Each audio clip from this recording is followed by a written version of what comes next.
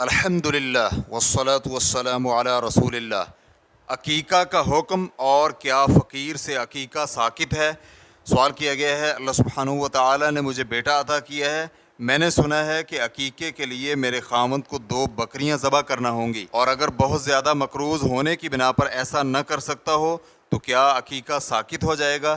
الجواب بعون اللہ سبحانہ و تعالی۔ اول، عقیقہ کے حکم میں علماء کرام کا اختلاف پایا جاتا ہے۔ اس میں 3 قول ہیں۔ پہلا قول، کچھ علماء کرام تو عقیقہ کو واجب قرار دیتے ہیں۔ دوسرا قول، کچھ علماء کرام کہتے ہیں کہ عقیقہ مستحب ہے۔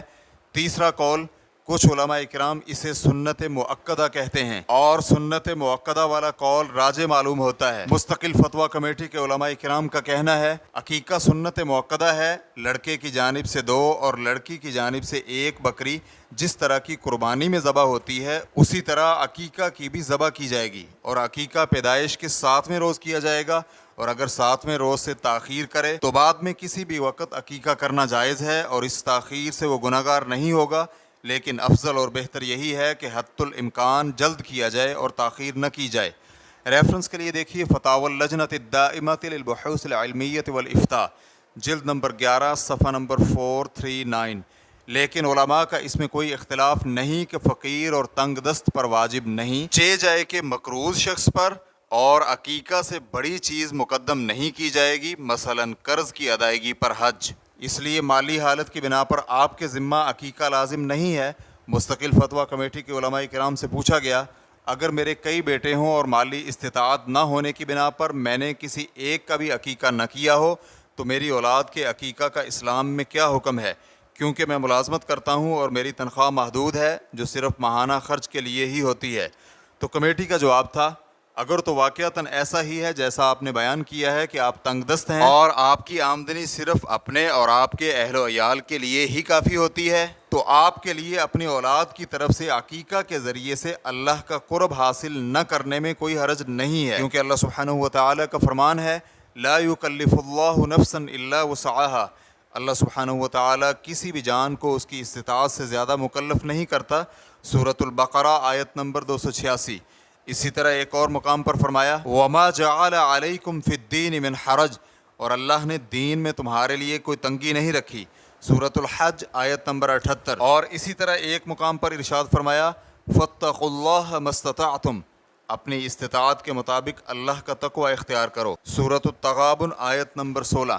اور اس لیے بھی کہ نبی علیہ الصلاۃ والسلام کا فرمان ہے جب میں تمہیں کوئی حکم دوں تو اس پر اپنی استطاعت کے مطابق عمل کرو، اور جب تمہیں کسی چیز سے منع کروں تو اس سے اجتناب کیا کرو، اور جب کسی وقت بھی آپ کے لیے عقیقہ کرنے میں آسانی ہو اور مالی حالت بہتر ہو جائے تو آپ کے لیے عقیقہ کرنا مشروع ہوگا۔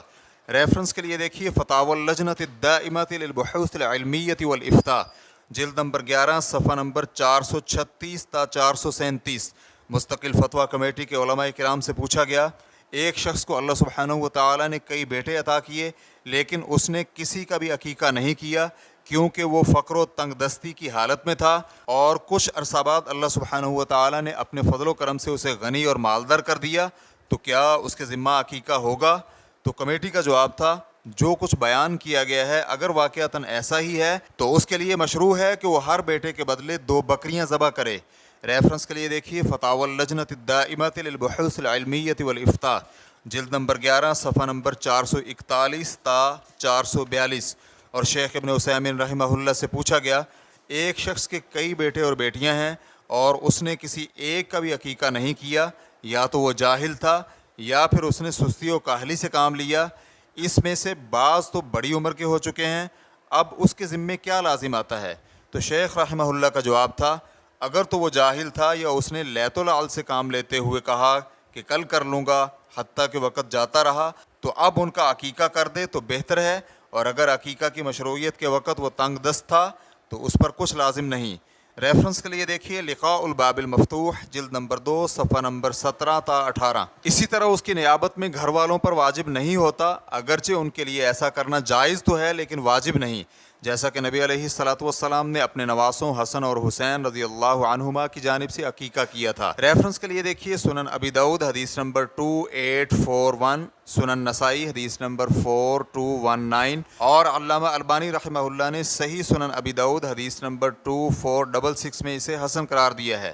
دوم، اور اگر آپ کے لیے حج اور عقیقہ میں تعارض آ جائے تو قطعی طور پر عقیقہ سے حج کو مقدم کیا جائے گا، اور اگر آپ اپنی اولاد کا عقیقہ کرنا چاہیں اگرچہ وہ بڑی عمر کے ہی ہوں تو عقیقہ کرنا جائز ہے، اور آپ کے لیے اس دعوت کے لیے مدعو افراد کو عقیقہ کا کہنا لازم نہیں، اور نہ ہی لوگوں کے لیے جائز ہے کہ وہ آپ کے اس فعل پر آپ سے مذاق کریں، کیونکہ آپ کا عمل صحیح ہے، اور عقیقہ کا گوشت پکا کر لوگوں کو کھانے کی دعوت دینا شرط نہیں بلکہ آپ کچا گوشت بھی تقسیم کر سکتے ہیں۔ مستقل فتویٰ کمیٹی کے علماء کا کہنا ہے ولادت کے 7ویں روز اللہ کی جانب سے اولاد ملنے کا شکر ادا کرنے کے لیے ذبح کرنا سنت ہے، چاہے لڑکا ہو یا لڑکی۔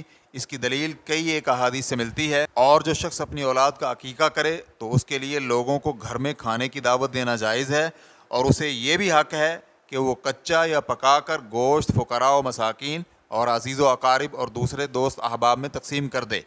ریفرنس کے لیے دیکھیے فتاوی اللجنۃ الدائمۃ للبحوث العلمیۃ والافتاء، جلد نمبر 11 صفحہ نمبر 442۔ واللہ تعالی اعلم۔